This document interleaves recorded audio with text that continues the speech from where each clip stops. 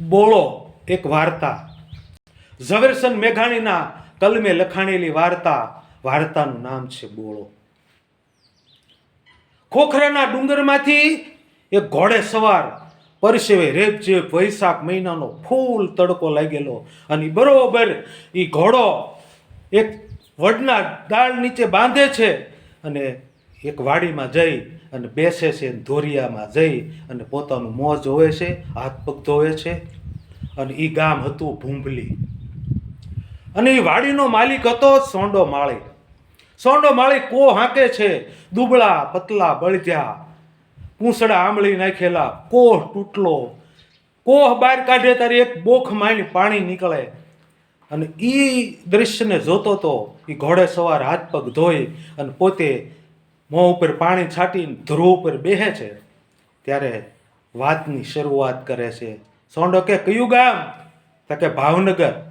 તો કે રાજના નોકર લાગો છો? હા, રાજના નોકર છે. સિપાહી છો એમ કયો ને? હા, સિપાહી છે. તો સિપાહી નમક હલાલ છો કે નમક હરામ છો? એ કે નમક હલાલ ને નમક હરામમાં શું ફરક?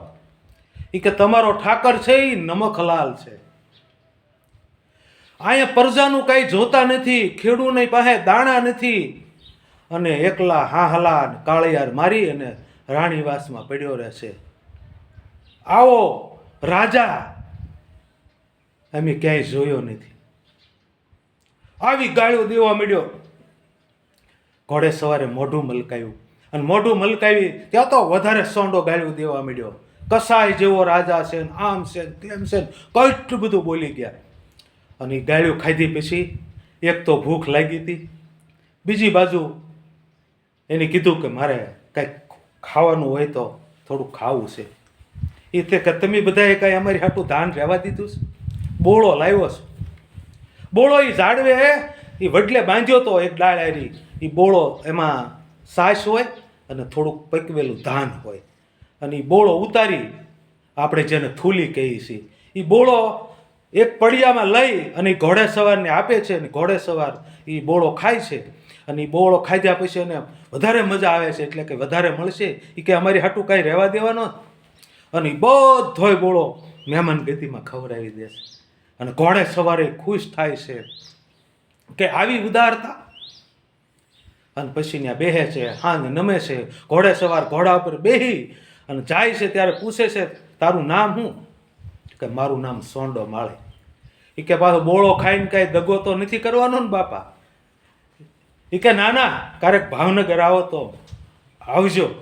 તા કે હું તમારા સિપાહીના ઠોહા ખાવા જ આવું ને, એ કરતાં ભાવનગર ભગવાન અમને ન દેખાડે. અને એમ કરીને ઘોડે સવાર વયો ગયો, પોથીમાં નામ લખી નાખ્યું. અને સવારમાં જ્યારે સોંડો તૈયારી કરે વાડી આવ્યાની, વાડીએ બધી સામગ્રી લઈને બહાર નીકળે ત્યાં બે ઘોડે સવાર આવીને ઊભા રહે છે કે સોંડાભાઈ કોણ? તા કે હું પોતે સોંડાભાઈ. તા કે તમે? અમે ભાવનગરથી આવીએ છીએ, ઠાકોર સાહેબે તમને ત્યાં તેડાવ્યા છે. હન સોંડાને જપકારો છો. કાલે ઓલા સિપાહીના મોઢે બહુ ગાળ્યું દીધી હતી, પણ બૈરી છોકરા હોશરીને કોરે ઊભા હતા. એને કીધું કે હવે છેલ્લા રામ રામ. એ ઘોડે સવારની હારી ભાવનગર જાય છે, પણ વાટમાં વિચાર કરતો જાય છે કે જે સજા થવી હોય થાય, પણ આ ઠાકોર સાહેબને મોઢે મોઢ કહી દેવું છે. અને એમ કહેવાય મેળીના પગથિયા ચડે અને પગથિયા ચડે ને ત્યાં જાય ને ત્યાં તો સિંહાસન ઉપર કાલ જે ઘોડે સવારને જોયો હતો એ વિજયસન બાપુ પોતે બેઠા હતા. અને ત્યારે સોંડો એટલો બધો બી ગયો, ધરબાઈ ગયો.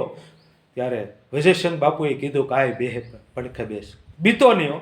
એ કે બાપુ કાલે તમને બહુ ગાળ્યું દીધી છે.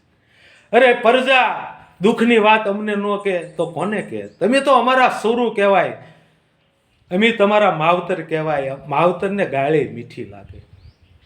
અને એ કહેવાય સભા બેઠી હતી, જયસિંહભાઈ બેઠા હતા, પ્રમાણદાસ બેઠા હતા.